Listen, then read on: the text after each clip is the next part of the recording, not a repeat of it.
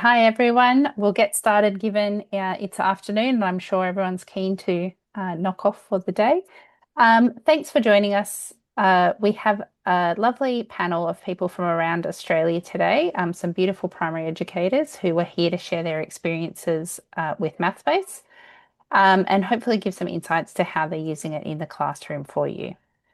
So just to ground us, sorry, that's a bit. I just wanted to share the Mathspace mission and what we're trying to achieve, and that is that we believe that every student can excel at mathematics with the right help at the right time, and we want to be the right help at the right time for every student. And that obviously involves us supporting educators around Australia to do that. So in saying that, I'm going to hand over to our first speaker, Jody Winterbine from Valentine Public School, to share how she's using it in her classroom. So I will stop sharing with you there and you can take it away. Thank you, Jody. Okay. Thanks, Erin. Okay, just gonna...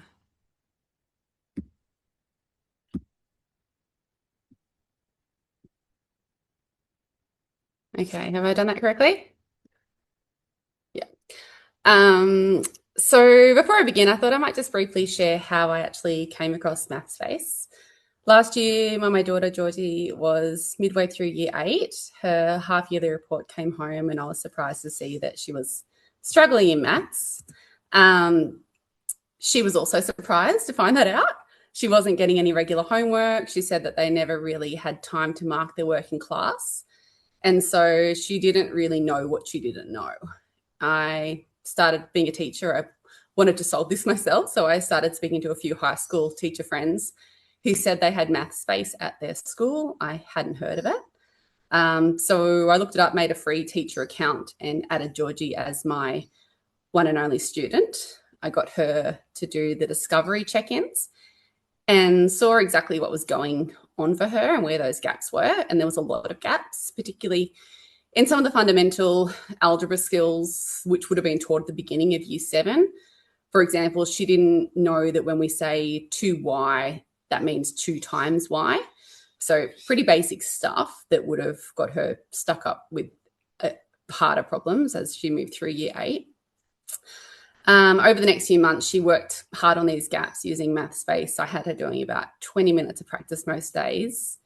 And her end of year report was just a total turnaround. This year in year 9, she was placed in the advanced maths class and she's been doing really, really well. So that was a really proud little Mathspace moment. And then on the other hand, my son Jude, who at the time was in year 4 and he absolutely is obsessed with maths and is really good at it. So he, of course, wanted to try it out. For him, rather than filling gaps, he was just doing it for fun. He started exploring higher stage content and his big flex is that he's in year 5 now and he can do year 7 algebra. So it's really exciting for him. So I guess I've seen both sides of how Mathspace can help with supporting students who need that consolidation with my daughter, Georgie, and also giving highly capable students the opportunities to extend and move ahead. So it started as like a parent move and then, moved on from there into now at my own school at Valentine Public School. So I'll move on to my actual presentation. So I'll start by giving you a little overview of Valentine Public School, and then I'll move on to why we chose Mathspace, how it supports our students, and then how we're currently using Mathspace across 3 to 6.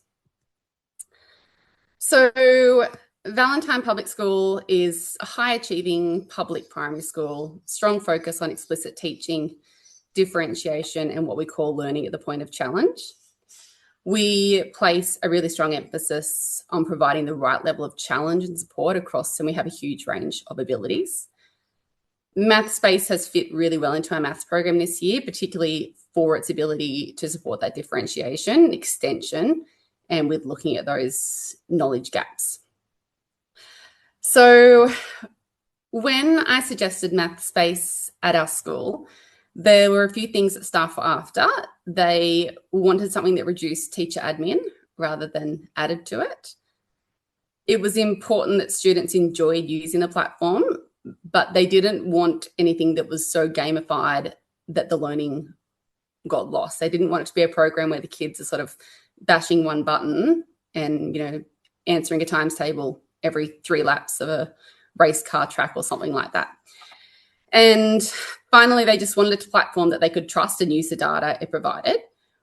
We wanted to be able to, especially with our high-level students, we wanted to be able to have accurate assessment data that would just give us another layer of confidence around the grades that we wanted to give.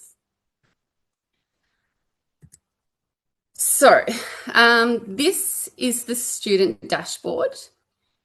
You can see it's bright and simple, and students have quick access to assigned tasks and recommended practice down the bottom there. You'll also notice some of the motivational features, like there's teacher stickers that have been sent. There's the points, there's the spin the wheel, the leaderboard. Of course, it's just my own family in that leaderboard there. And the option for students to personalize their page with the backgrounds and accessories. So I find it a good balance in terms of being motivating enough that students enjoy it and they want to come back to it, but the focus is still very much on the learning. So now I'll move on to how Mathspace supports our students' learning.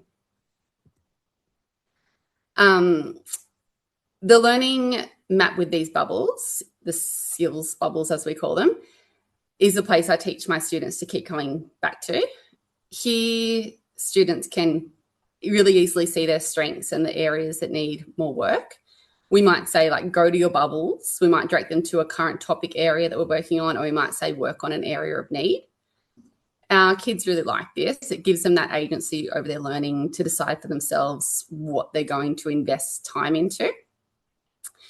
And I found that it's these bubbles that long-term, not the coins or the backgrounds, are what keeps them engaged. They see their own growth. They're just so motivated to see these little bubbles here and their little blue line grow. They're so proud of their little blue line. When we do a little assessment and their line moves further around, they call me over to show me. And I also just like that it's, compared to most other platforms where this information tends to sit on the teacher platform, it's there for the students too. So we have a really engaged parent community who will ask things like, what area of maths does my child need to work on? They don't want to wait for mid-year and end-of-year reports to find that out. And they don't want to wait for parent-teacher interviews. So for parents too, having this on the kids' screens, and we're a BYOD school, it's really accessible and easy for understand. They can look at it any time at home. I recently held a parent information session on Mathspace at our school, and this visibility of where their kids were at was something that the parents really appreciated. So this is the all skills view on the skills map. So it's just another view of it. And this is where the students or the parents can see all the individual skills that make up a topic. And they can also see mastery across multiple stages, not just their current stage. So it's great for identifying gaps in those earlier years.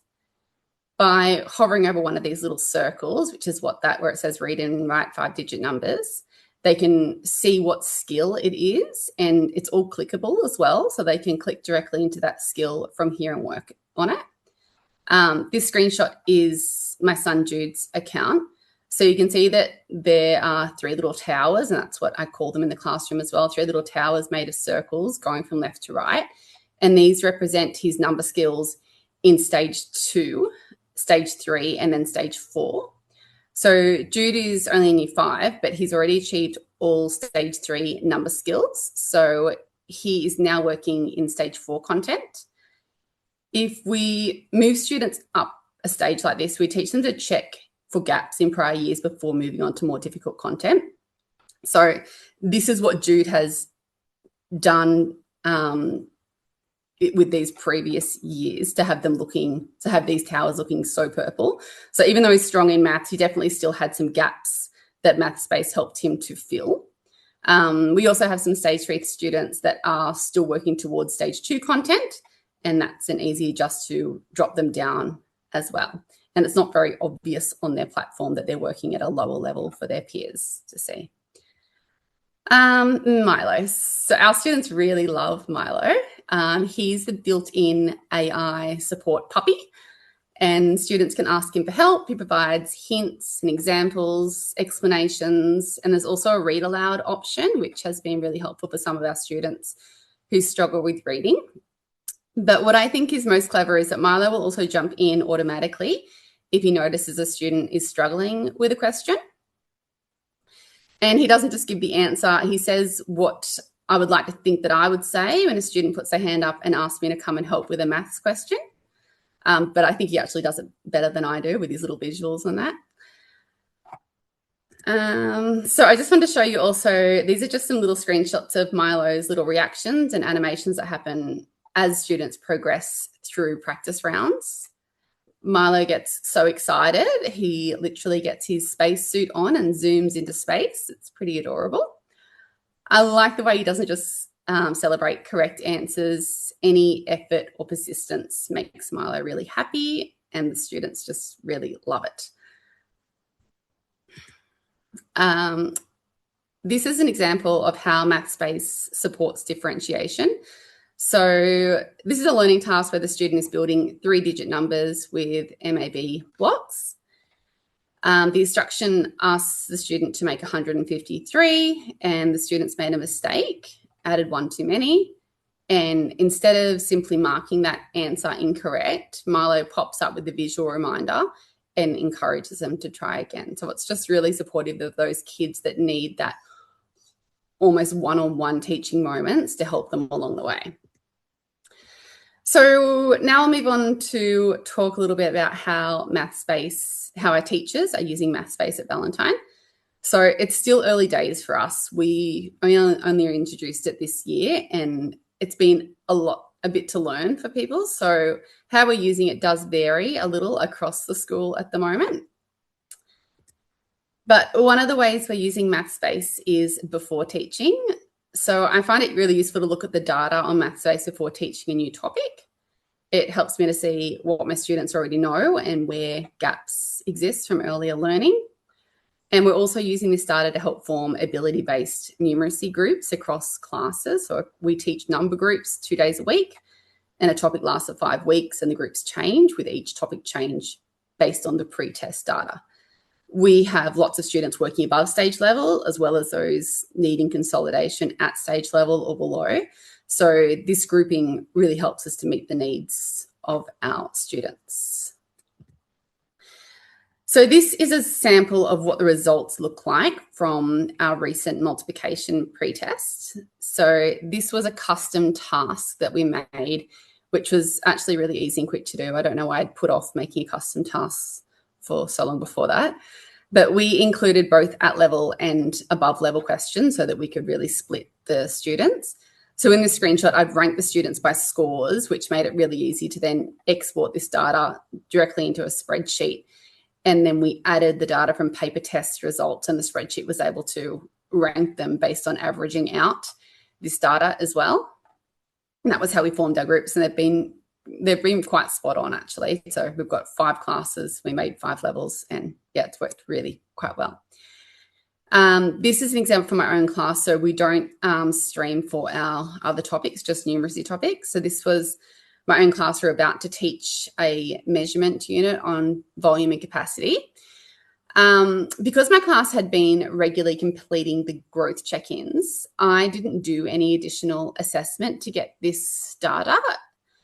I just narrowed down the parameters in the skills tab and then curriculum to select the measurement topic and then the volume strand to see where the students were at prior to the teaching unit. So straight away, I noticed a lot of mastery in this topic area.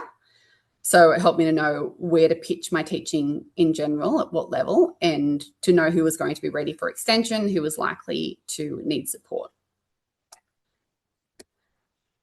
So Mathspace hasn't really replaced our explicit teaching. We're still using full teacher-led lessons, slides, hands-on learning and worksheets. It's just really in addition to these things. So sometimes I find that I have such a range in my class that I would prepare 4 worksheets for different levels of learners. So it's been really useful to be able to have those differentiated lessons. So recently I've started looking at some of the interactive lessons, which include the videos, examples, and the explanations, and I really like them. They're quite explicit, they're succinct, and I like that I can also pull up content across different stages really easy. I know that my Stage 3 colleagues have been using the Stage 4 worksheets, so looking forward to when they're created for Stage 2 and 3 as well. One of the main ways that we've been using Mathspace is to reinforce explicit teaching. So a typical maths block for me might look like a numeracy warm-up, an explicit teaching focus. The kids would have mini whiteboards, and then a worksheet or a hands-on task, followed by a Mathspace assigned tasks.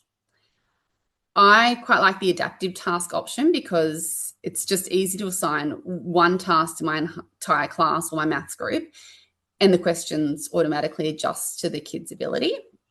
So if they're succeeding, the questions become more challenging, and if they're struggling, the level adjusts down to provide more support for them. I've also found appropriate content to link with lessons that we're teaching. So I've copied these links ready to go and added them to the last slide of each lesson in our Stages explicit teaching slide so we can use consistent content. So our usual routine, once the students finish the assigned task, they'd go to their skills bubble within that strand. So for example, if we're working on multiplication, I might ask students to go to their multiplicative relations bubble and continue learning at their own point of challenge. So this is an example of what the teacher dashboard looks like while students are working on a task. So my class have been learning about the area of rectangles, and students first completed some hands-on partner tasks where they were measuring various cutout sizes, bits of rectangles out of paper, and using multiplication to calculate the area of these cutouts. And then they completed this assigned task independently. So while they're working, if a student was really struggling, it flags that for me while the lesson's happening, so I can go straight over and check with them. And I can also see when the students have completed the task, how many they got correct. Just down here, I know it's small, sorry, but it's how many they got correct, what questions they struggled with, whether they needed multiple attempts, and then the level of mastery they've demonstrated. If there are questions that several students struggle with, sometimes I'll pull the kids back to the floor and use the try this question button on my smartboard and just use it as a mini teaching moment. It's a nice little end to the lesson as well. So we're also using Mathspace as an assessment tool. We have taught our students that growth check-ins are only allowed to be completed at school. This way we can be sure that we're not getting parental help and that the data on classic view is reflective of what they can do independently. The growth checks are just short topic-based 5 questions from where the students were at and looking at moving a bit higher content. I also really like that because student accounts are linked to their DOE login, the skills progress and their data move with them into high school. And all of our local high schools, including my daughter's school now, have Mathspace. So it's just a nice continuality of learning to feel like you're making that connection and their hard work isn't lost at the end of year 6. This is an example of how we've used the skills data in parent-teacher interviews and for reporting.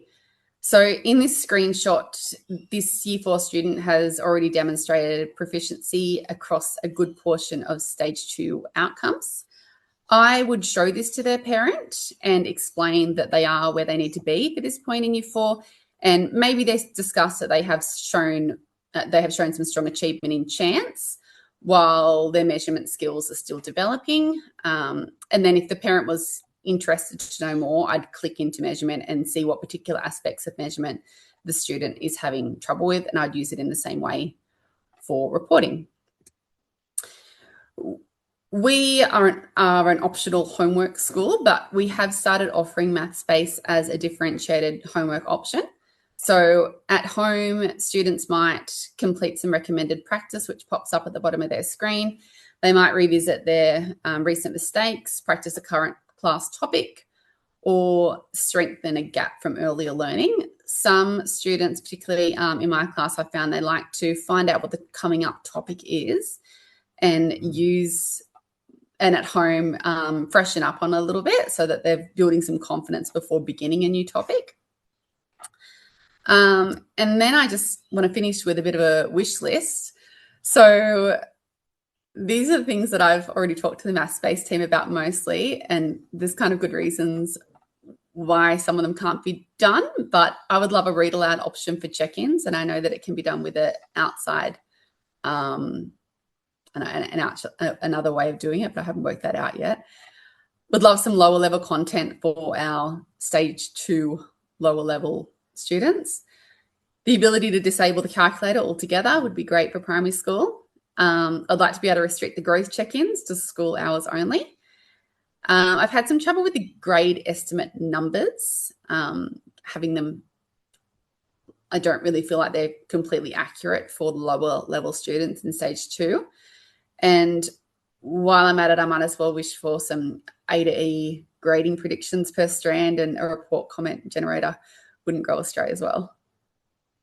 And that's, don't mean to end on a wish list, but yeah, that's the end of my share. Amazing. We're always happy for a wish list, particularly after such a thorough presentation. Thank you, Jody. Thank you. Yeah, Jody spent a lot of time with her school community and then parent community as well, talking about Mathspace. So that's how we got such an amazing deck out of that. So thank you very much. Thanks. Clive, I might pass over to you now. I will share your deck for you. So Clive Klicker is from Riverton Primary School over in Western Australia. Here to share his experience once I get my slide deck open. Okay, I'll let you take it away. Okay, and I might apologise to begin with because my slide deck was really meant for me just to jog my memory, but I can see the value in seeing them. So our school uses Oxford Maths for our whole school, the physical books. If we switch to the next one, so we do pre and post tests there, and you can do the pre and post tests online or in the book. We also have a subscription to 3P Learning, which means that we get mathletics exposure up until year 5 and into year 5. And we also use Brightpath, which helps inform our grades. If we skip to the next slide. Okay, so the way I normally approach this is if I'm teaching a topic in the Oxford Maths books, I will find matching content in Mathspace and assign that to the whole class, most students. Obviously, the adaptive task, that's a nice and easy way to do it. If we switch to the next slide, I do use the lessons for explicit instruction from time to time, so they're really useful as well. If we go to the next slide, so I'm just going to race through because some of the things have already been covered beautifully by Jody. A thing I like to do if I'm using Mathspace in class is pop up this where you can see the live activity, which is just a great motivator. Because also you do need to keep kids accountable, and also you can see, if they haven't answered many questions in the time, maybe something's going on, maybe they need some help. So I find that's a great motivator. If we switch to the next slide, I like to, if you log in as a student, you can see the weekly leaderboard, which closes on a Saturday. I usually screenshot that and then I'll post on my classroom teams or via Compass to parents, congratulating, say, the top 5 students that week as a bit of a motivator. Or if I notice that someone's doing more than usual, I will give them a bit of a shout out. And I find that students are really motivated by that, a little bit competitive maybe. If we switch to the next screen, I encourage my students to try and close their circles on their skills map and level up as necessary.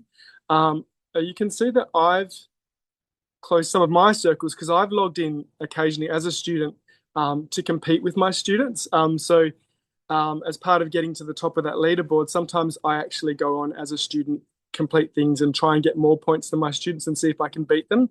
And then it becomes, I guess, just another way of engaging with the students about Mathspace, making it more fun, making it a little bit competitive. I can't do that all the time. I don't have the time, but it is fun to do from time to time. If we switch to the next slide, what I find so fantastic is you get the suggestions to teach about the top questions to address.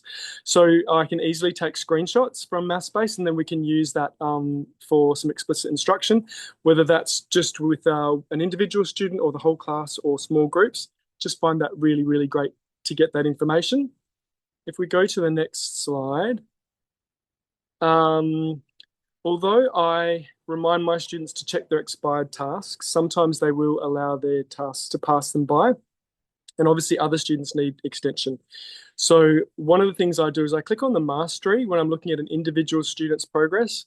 And that will allow me to maybe reassign tasks that they should have completed. I know they should have completed, but they haven't for whatever reason. Or perhaps if I click on that task and I see that they only spent 1 minute and 83 seconds on it, they haven't really given it a good go. So I'll reassign it again. And I might help them with it if I think that that's going to be necessary. But obviously this helps me to just make sure that I'm holding my students accountable and extending my students if I need to. If we go to the next slide, one of the things that I do is I load multiple textbooks for my students. This makes it really easy for me to switch between years and mastery because some of my students are several years above and sometimes also below. This allows me to easily assign tasks above or below based on my students' need. So I find that really, really fantastic for extension. And also it means that I can extend my kids in areas that are relevant to what we're doing at the time. So if we're doing 2D shapes in year 6 and I've got a student who's absolutely mastered it, I might want to have a look at the year 7 content and see if that's appropriate for some of my students and extend them with that.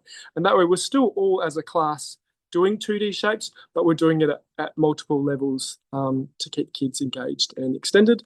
If we go to the next slide,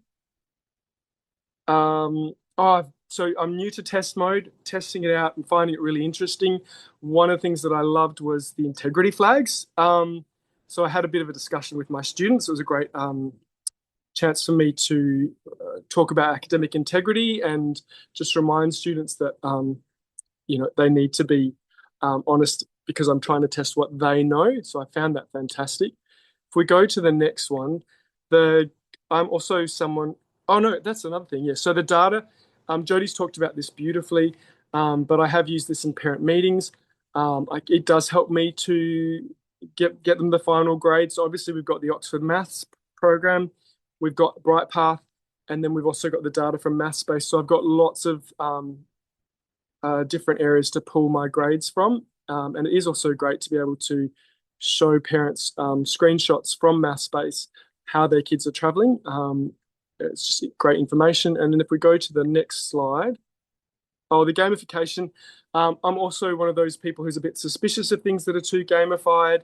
What I love with Mathspace is obviously we are getting kids who are used to things like Prodigy and Mathletics, and we're weaning them off that gamification to get into some more in-depth study on Mathspace. And it's such a great tool because it's still very engaging.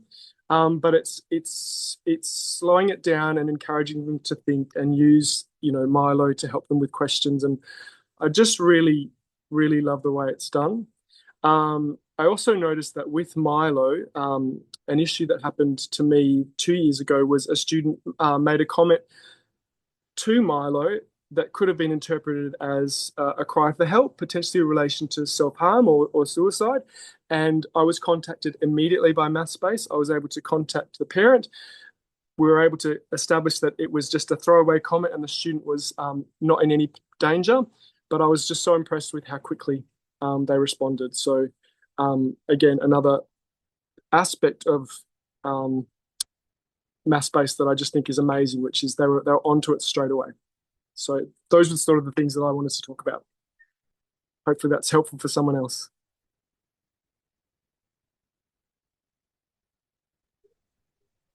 Amazing. Thank you, Clive. They're really great insights again for you to share there. I'll finally hand over to Robert Schonherr. I hope I've pronounced that correctly, Robert. Yes, good. With the help of Alex, who's in the background, who I think is going to try and share Mathspace live for you. Is that right, Alex?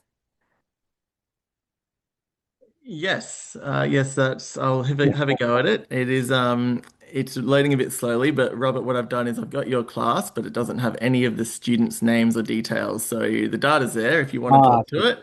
Yeah. But yeah, it'd be lovely to just have you share some of the things that you do in the classroom and how you approach things. Okay. Let me know when. Yeah, I'll share that screen now. So this is your skills map. It might look familiar, but obviously all the students' names are very different to what you'd be used to. Nicely done. Well, hello, everybody. My name is Robert Schonherr, of course. I loved your presentations, especially Jody. You took out all the wind out of my sails. I have nothing to talk about because I completely get what you were talking about, and so I'll just talk a little bit about my experiences. I work in Tamborine Mountain College, which is a little school here up in the mountains on the Gold Coast. The whole school is about 500 kids, so we've got a tiny primary school with only 2 classes per year level. And a couple of years ago, I found that the program that we used was not allowing me to work with the different skill levels within my class. So that was a bit frustrating. So I went out onto the internet and I found Mathspace. And luckily, Alex let me use it for a little bit, and I fell in love because I loved all the features what Jody was mentioning before. And every topic that I now start, I start off with using the topic readiness assessment tool, the check-in, just to give me a heads up where the kids are at, how well they're traveling, who needs support, and who can do stuff on their own. I still use, just like Clive mentioned as well, I still use supplementary videos, worksheets, just to give the kids a different, I suppose, vocabulary, because Mathspace uses one sort of way of talking about their problems, and I like different approaches. That's why I still use different things as well. But Mathspace is our guide. So I started using it 3 years ago, and we rolled it out pretty much to the rest of primary the year after. And then in the same year, we rolled it out from year 3 to 12. And it seems to be working really, really well. You can have students independently work when they need support, and also when they need a little bit more challenge, which I really like. One of the things that you guys didn't talk about is the insights. Can you go to that insights button for me, Alex? What I really like about this is, as a whole class, if you scroll down a little bit, you can see the top questions to address. So if there are only 2 students that have certain questions wrong, you can just talk to these students independently. If you've got 8 students that have that same problem, you can do the whole class or a group session with those kids just to address those problems. So it's very individually. During my lessons, I assign the check-ins for topics every week. So every Friday we do it all together, depending on the subject that we're learning about. And every fortnight, I actually share their class levels. So if kids are performing at a 5.4 for number, then I will give that number to them, and they write it in their book, so they can see their progress in year level numbers as well. So they actually ask me for it. So if I forget one week, they will definitely hound me to give them their progress. So I spoke to the kids about it today as well to see if they wanted me to address anything. And it was definitely mostly about Milo. They would love to see more breeds. So it's not just one breed of dog. I promised I would tell them that. I would tell you guys that. But they actually love a Mathspace as well. They would love it if they could have more questions than just the limited ones. But I think that's a money issue. And I love that the fact that if they get stuck, they will actually go back to the whole lesson instead of just watching Milo's feedback. So on the side, when the kids are doing their questions, they have the option to go and ask Milo feedback, but you can also go back to the lesson. And some of the kids who, especially if they don't understand, they will go back to the lesson. And the way that I use the student lessons is at the start of the year, I will definitely assign the student lesson. So we will go through it together. Then I will assign the lesson so they can do it independently. And later down the term, they get to use it as an optional. So I will do my lesson in class using all materials available to me that makes it easy for them to understand. But they always have this lesson to fall back on, which I really, really like. So even the kids who are struggling have the support. If I don't have time for them in that moment, they can still have the Mathspace support.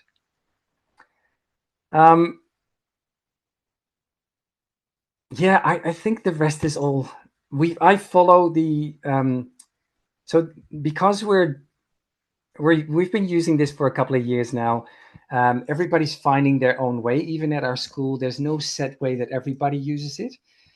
In my class, I definitely go through the chapters.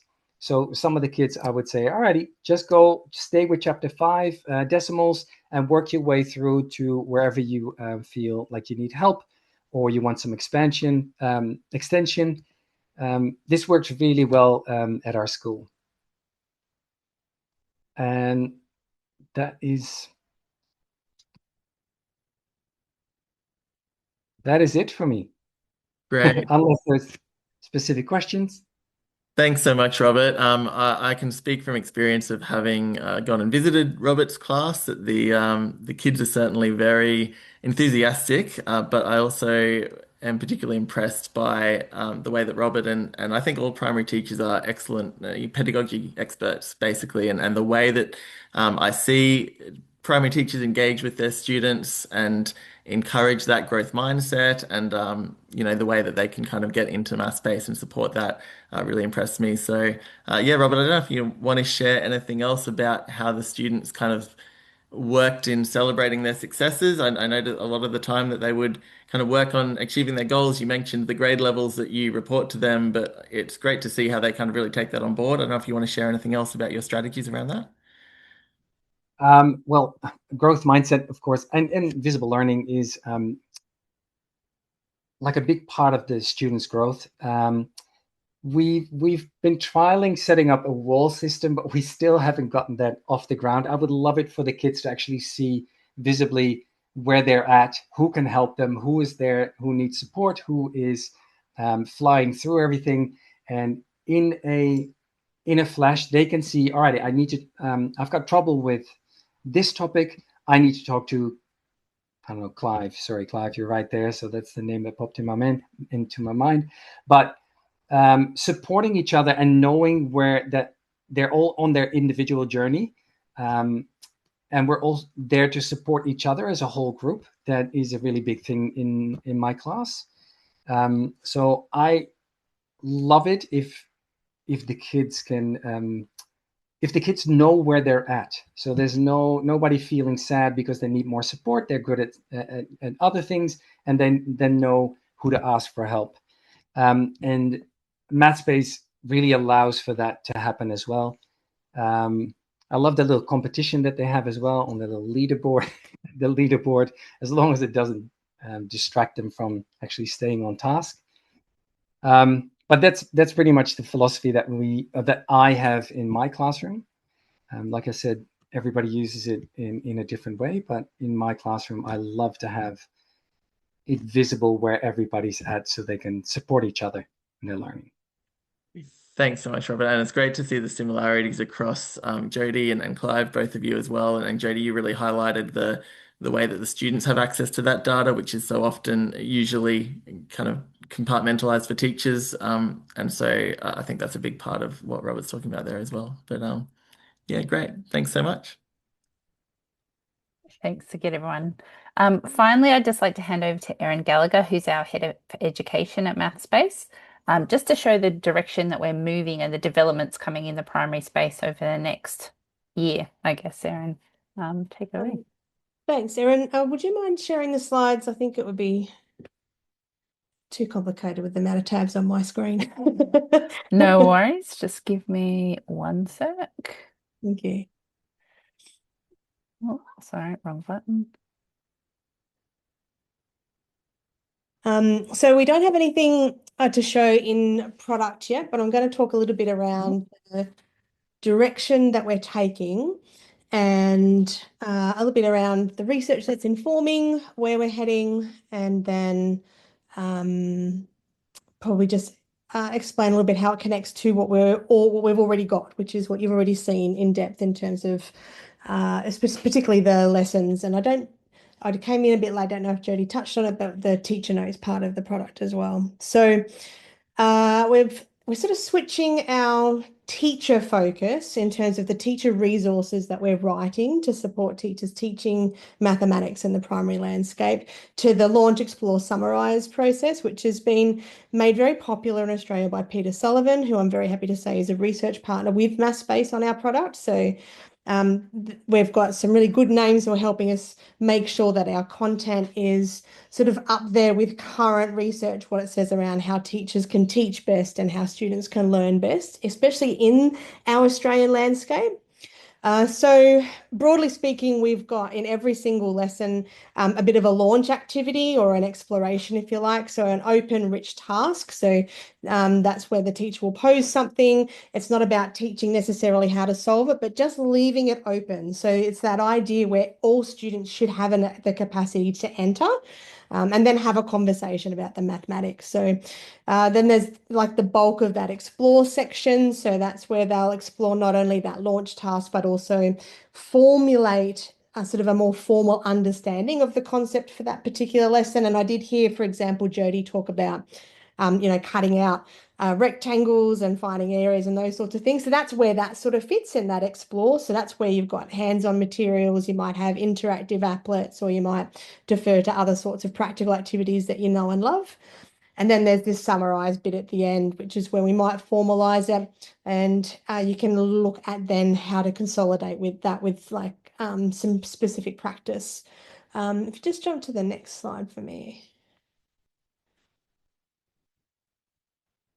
Yeah, so at the moment, sort of what we've got is what you've seen. So our student lessons are just, we've sort of got the Are You Ready? Then we jump straight into the concepts.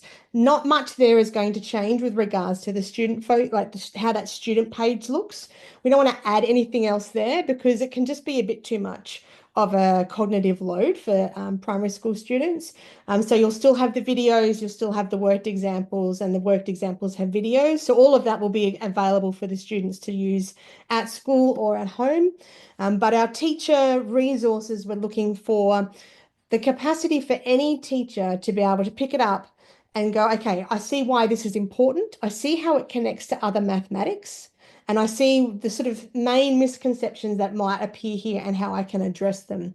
So we want to make sure that we're doing that in a way that supports the teachers, but also the students. So it's a nice balance, which is why we're really lucky to have someone like Peter help us get that balance right.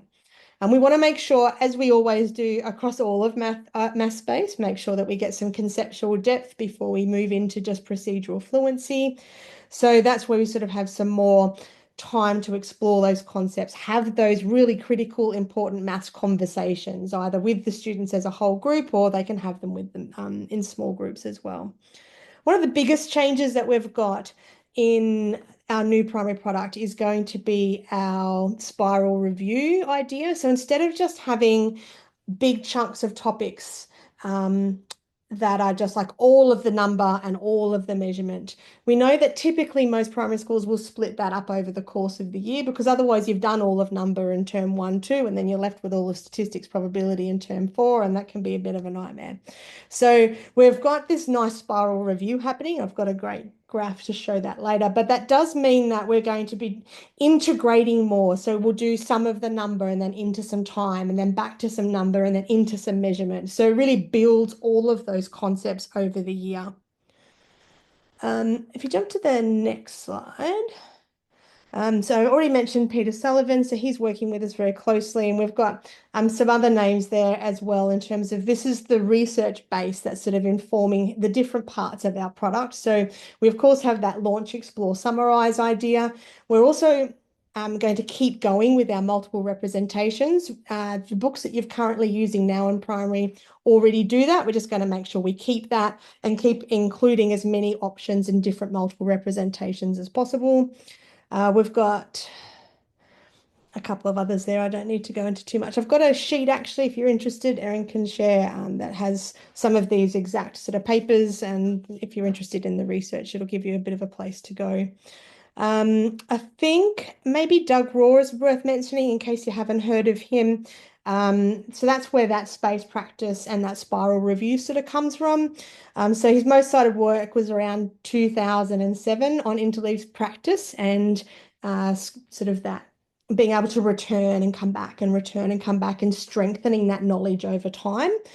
I think we all can relate if you've sort of taught particularly high school teachers notice it because they're moving from one grade to the other throughout the day. But I think if you've sort of taught one grade one year and a different grade the next, you would recognize that feeling that happens of, oh, like they don't remember this, or how far back do I have to go? Oh, you know, it's that idea of it's been so long since they did it that those main cognitive and conceptual understandings seem to be missing, and they take a bit of time to be able to recall that. So having this space practice throughout the year will definitely make that less of an issue because it won't have been so long since they saw that content. Just jump to that next slide there, Erin. That kind of just brings in, I won't go into this, we just sort of spoke about it. That just brings in the research from the previous page and into how we're including that in our product. We've got some more real world modeling actually. So that's not been necessarily something that's been a focus in our primary product. It has been in our 7 to 10s, and we're bringing that through now into our new primary product. That won't appear so much in the student lessons, but will definitely appear in the teacher resources. And that last slide is the spiral review. I think we'll spend a little bit of time talking about that. So if you go to that next slide. Yeah. So instead of just going, here is all of number and here is all of measurement, we've split up all of the content into what we call teaching blocks. There'll be 3 blocks for each term. And so each block contains a couple of different sort of topics. So like I mentioned, maybe you start with number, you move into time, back to number, into measurement, maybe a bit of statistics. So they're all sort of interleaved. And so the way the spiral review works is, so there's say about 20 spiral reviews over the course of the year. And obviously as you get more into the year, we can pull on more knowledge. We can keep reaching back and pulling it forward to make sure that it's not then a full year before they see something like that again. And the research does show that this helps build those conceptual understandings to a deeper, stronger level so that they can access that with regards to pulling it out of their memory. It also helps with problem solving because, of course, if you've got a lot more access to a lot more different type of tools, then you're going to try different things so they can be more creative problem solvers. So that's kind of all I've got to say about what we're sort of looking at changing. And we will have worksheets. So Jody did mention that before. Unfortunately, I couldn't quite get an example in time for today. The worksheets won't look like the grade 7 ones. If you've seen stage 4, grade 7, they won't look exactly like that. They'll be more primary friendly. There'll be 30 to 40 responses per page, but it'll be certainly something that could be used in terms of our consolidation in part of class, or if you do optional homeworks, or if you just need something to be able to leave for people to take for your classes, or if you want something to extend or to remediate. So, and the spiral reviews will certainly help with that as well. But I'm happy to take any questions if you've got specific things that you want to know about the new product. Just giving people an opportunity to write there. Erin, did you want to speak too about the diagnostics and the changes to that as well? Yeah. So some people did mention today about the grade levels, and those grade level estimations come from a combined value achieved from work done within Mathspace and within the diagnostics, or the strand and those sorts of tests that you were talking about before. So we will be extending the diagnostic product back to grade, like foundation grade 1, to support those in grade 3 through 6. And that should strengthen and give us more reliability around those estimates, especially in the grade 3-4 area.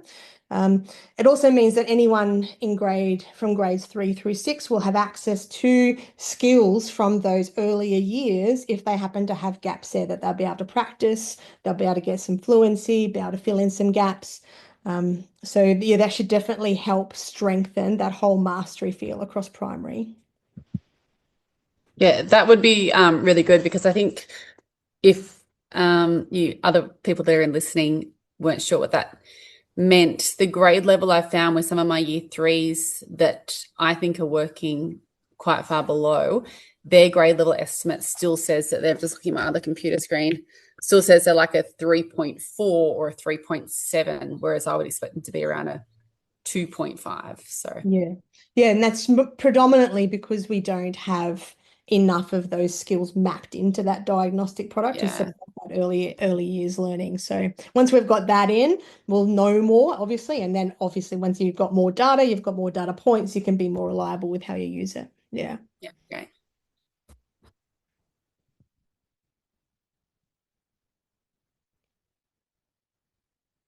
Are you muted, Erin?